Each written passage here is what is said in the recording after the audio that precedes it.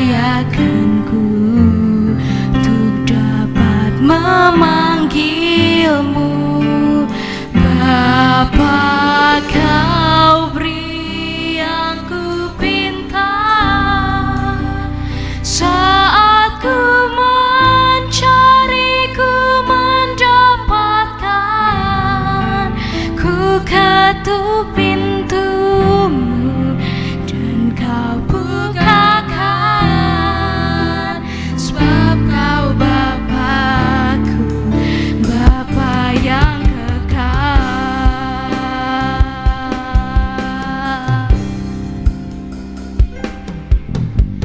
Kasih yang sempurna telah ku terima darimu,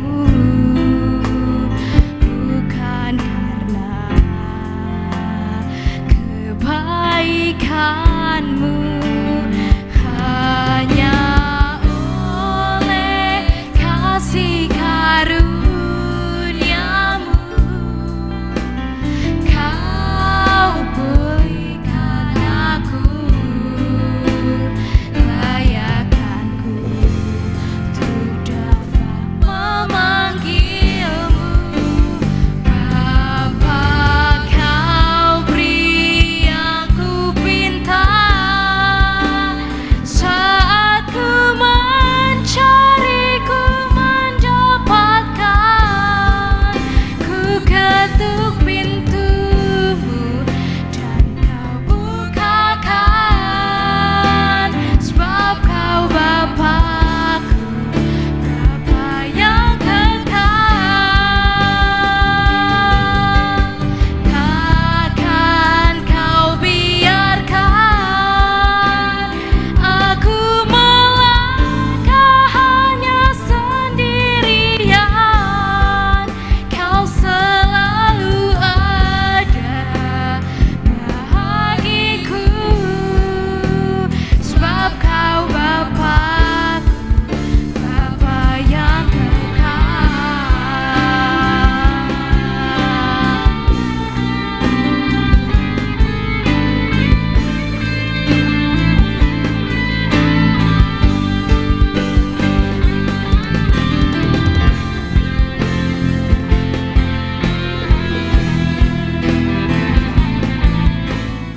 Salam, Bapak Ibu, saudara-saudara yang dikasihi Tuhan. Kita jumpa lagi pada rehat renungan hati pada hari ini. Sebelumnya, mari kita berdoa. Bapa kami yang di surga, kami mengucap syukur atas segala kasih anugerah Bapa yang telah menyertai kami. Pada saat ini kami akan merenungkan firman-Mu. Berkata-katalah kepada kami Bapa, agar melalui firman-Mu ini kami semakin memahami, mengerti kehendak-Mu dalam kehidupan kami. Apa yang baik, apa yang berkenan dan yang sempurna. Terima kasih Bapa, dalam Tuhan Yesus kami berdoa, kami mengucap syukur. Amin. Renungan kita pada hari ini adalah hidup ini adalah ibadah. Kita baca di Roma pasal 12 ayat 1 dan 2. Mari kita baca bersama ayat 1. Karena itu saudara-saudara, demi kemurahan Allah, aku menasihatkan kamu supaya kamu mempersembahkan tubuhmu sebagai persembahan yang hidup, yang kudus dan yang berkenan pada Allah. Itu adalah ibadahmu yang sejati. Ayat kedua, janganlah kamu menjadi serupa dengan dunia ini, tetapi berubahlah oleh pembaharuan budimu, sehingga kamu dapat membedakan mana kehendak Allah, apa yang baik, yang berkenan kepada Allah, dan yang sempurna.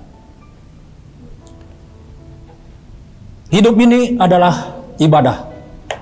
Mengapa ibadah?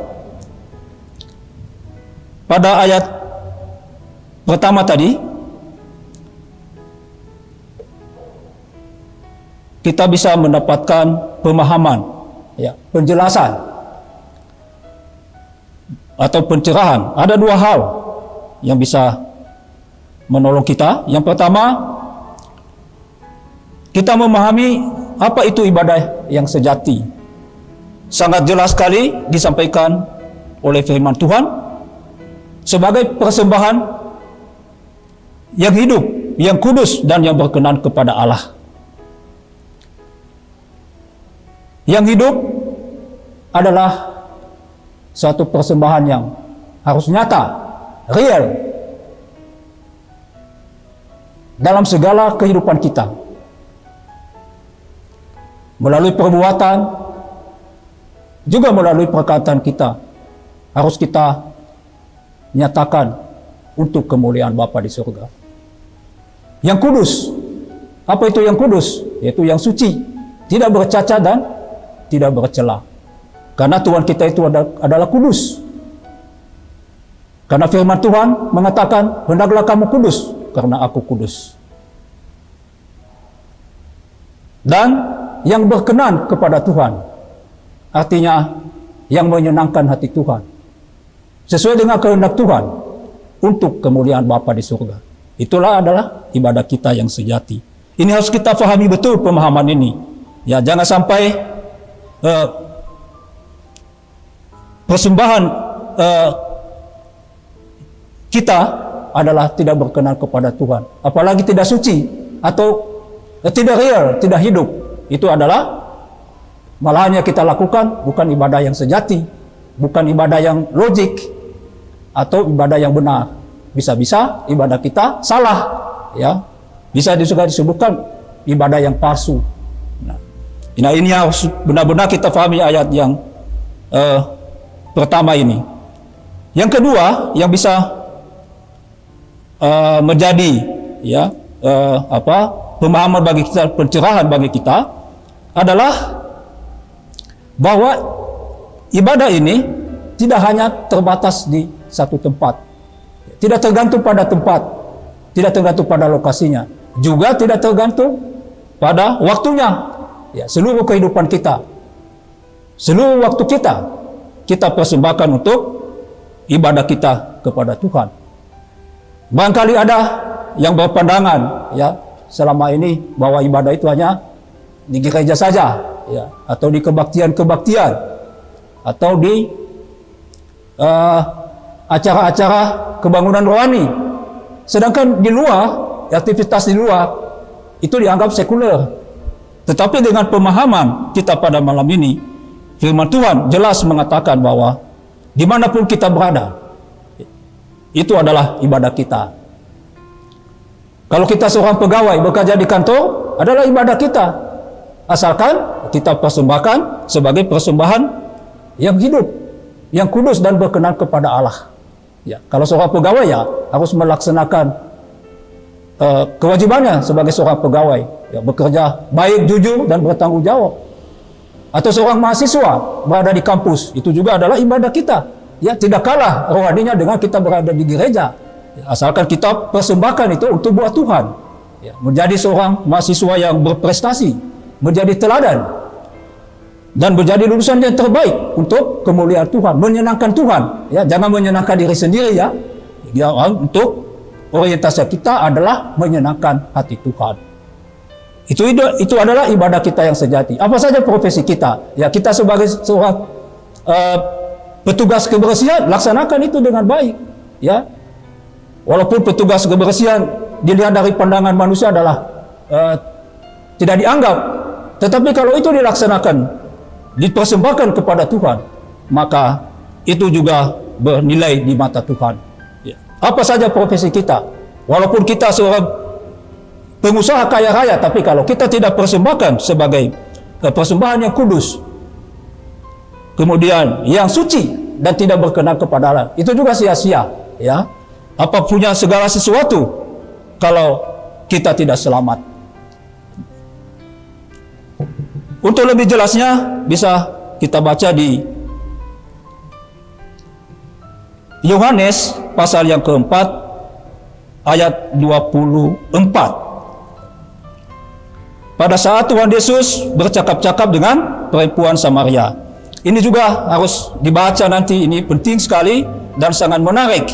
Ya, dikatakan Allah itu roh dan barang siapa menyembah dia harus menyembah dia dalam roh dan kebenaran.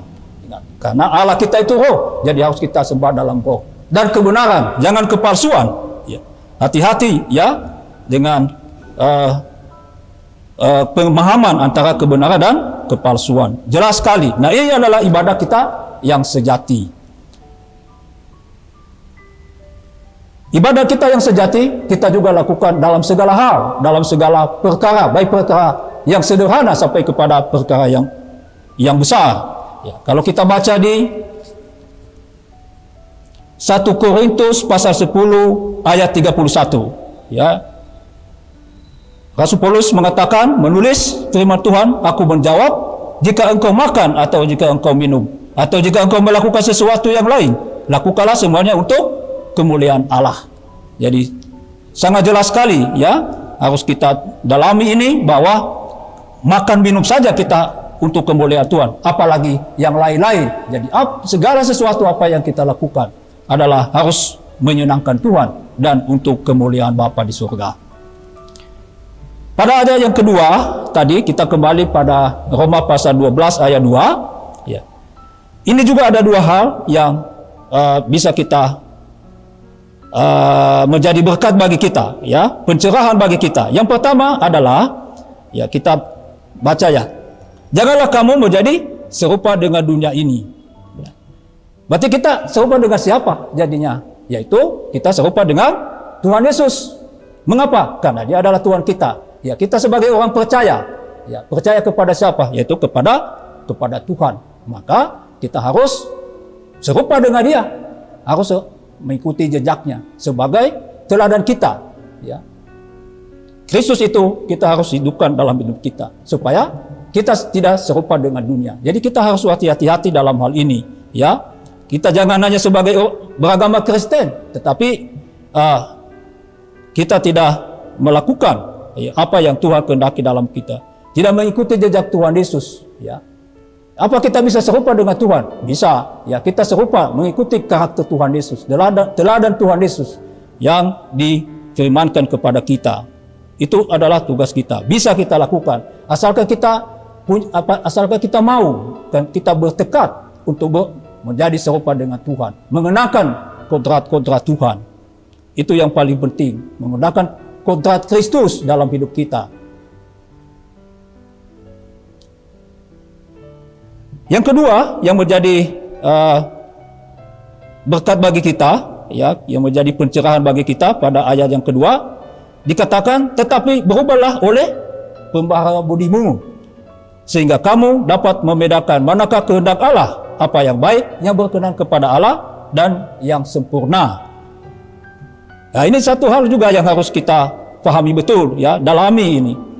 Ya, melakukan pembaharuan budi. Apa itu pembaharuan budi? Yaitu mengubah, ya, pola pikir kita, mengubah cara hidup kita, sikap hidup, karakter kita atau attitude kita yang masih duniawi. Jadi di sini kita harus ubah menjadi apa? Yaitu menjadi kita mengenakan kodrat Kristus, kodrat ilahi, atau dengan istilah lain kita matikan manusia lama kita menjadi manusia baru. Jadi contoh sederhana, kalau kita masih punya karakter atau kodrat dosa, ya. Contohnya kita punya karakter tidak suka mengampuni. Nah, kita harus berubah menjadi suka mengampuni. Mengapa? Karena mengampuni itu adalah karakter Tuhan Yesus. Ya, di dalam doa Bapa kami, kita harus mengampuni yang bersalah kepada kita.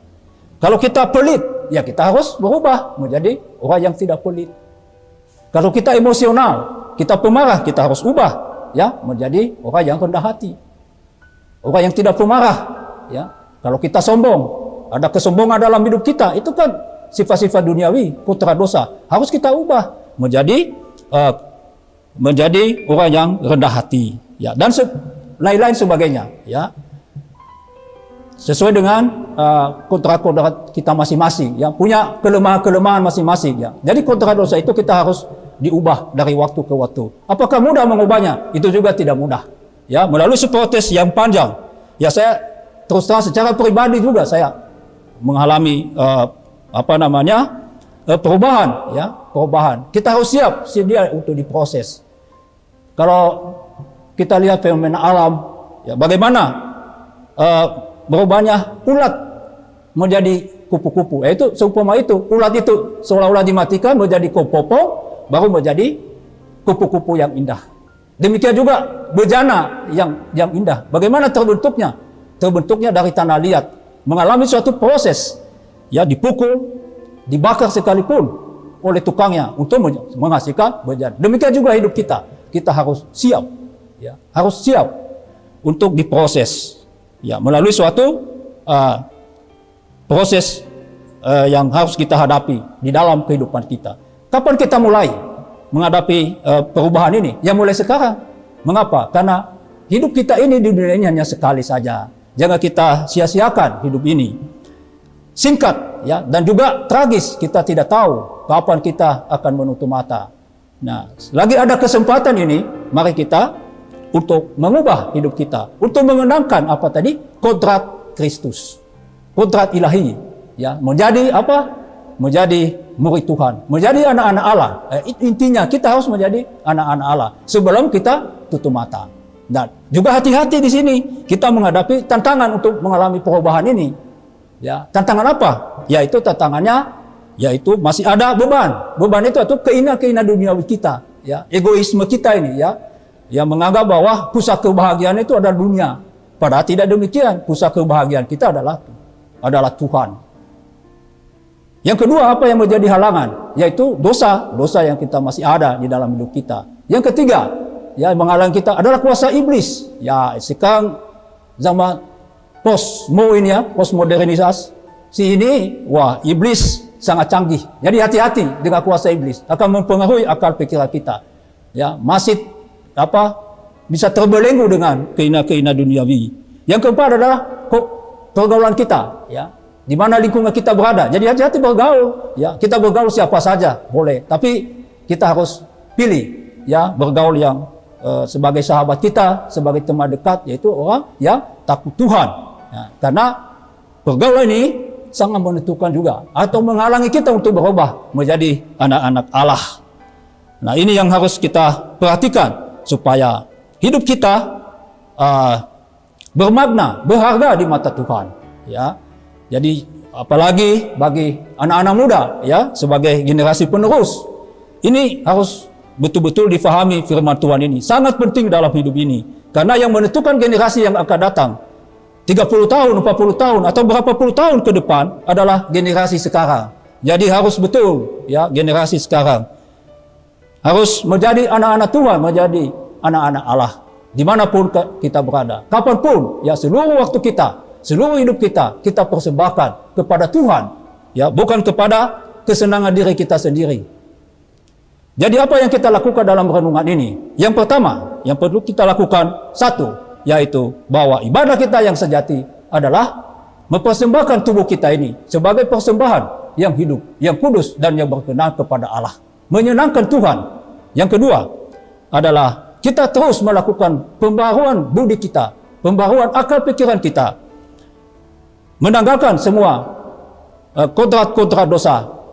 Kita berubah menjadi mengenakan kodrat-kodrat Kristus, menjadi anak-anak Allah, menjadi anak-anak Tuhan. Dan yang ketiga adalah mari kita membaca, merenungkan firman Tuhan dalam kehidupan kita, mempraktikkan dalam hidup kita, agar hidup kita diarahkan, dan tujuan orientasi hidup kita adalah hanya Tuhan dan kerajaannya. Inilah firman kita pada hari ini. Semoga memberkati. Tuhan Yesus menyertai kita semua.